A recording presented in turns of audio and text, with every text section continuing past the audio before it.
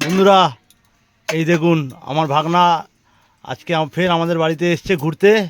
বাবা বন্ধুদেরকে বলে দাও তুমি কি করতে এসছো? পূজা শপিং করতে এসেছি। ও পুজো শপিং করতে এসছো? হ্যাঁ। ঠিক আছে, খেয়ে নাও খেয়ে নাও খেয়ে নাও।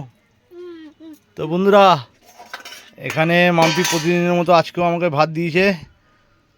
তাহলে চলুন দেখি মাম্পি আজ কী কী রেসিপি করেছে, সবটাই আপনাদের সামনে তুলে ধরবো।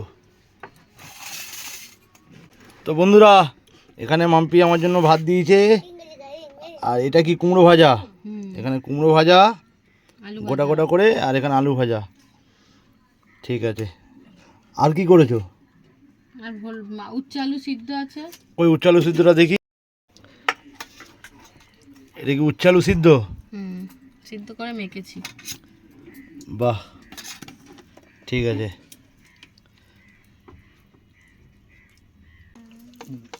বন্ধুরা আপনারা কারা কারা এরকম উচ্ছে আর আলু মাখা খেতে ভালোবাসেন ভাতের সাথে, কমেন্ট করে কিন্তু জানাবেন।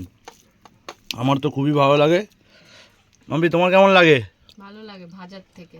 ভাজার থেকে সিদ্ধটাই ভালো না? আলু উচ্ছে সর্ষের তেল দিয়ে মেখে দারুণ লাগে, লঙ্কা দিয়ে। হ্যাঁ, আর কি কি আছে দাও। ভোলা মাছের ঝোল আজকে আলু দিয়ে। ও গোটা গোটা ভোলা? হুম। ভোলা মাছের ঝোল। ও আলু দিয়ে ঝোল করেছো?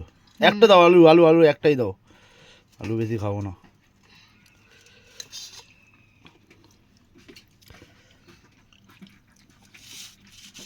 কি কি দিয়ে ঝোল করেছো? এমনি শুধু আলু দিয়ে জিরে বাটা আদা বাটার ঝোল। জিরে দিয়ে আদা বাটা? হ্যাঁ, সবসময় পেঁয়াজ রসুন দিয়ে কালিয়া হয়, ও, আজকে একটু ঝোল বানালাম। মাম্পি ভোলা মাছের ঝোলটা বেশ ভালোই হয়েছে গো। তো বন্ধুরা আপনারা কমেন্ট করে জানাবেন যে ভোলা মাছ আদা জিরে বাটা দিয়ে পাতলা এরকম পাতলা ঝোল কেমন লাগে খেতে।